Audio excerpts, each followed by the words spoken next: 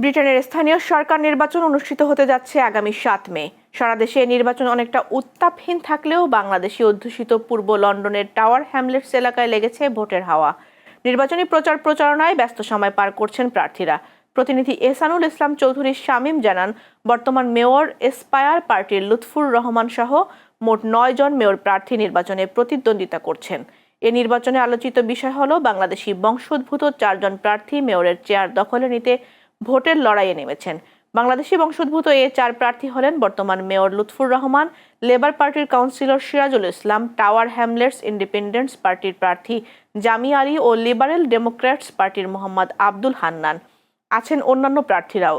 তবে মূল প্রতিদ্বন্দ্বিতার আভাস দেখা যাচ্ছে বর্তমান মেয়র লুৎফুর রহমান ও লেবার পার্টির সিরাজুল ইসলামের মধ্যে।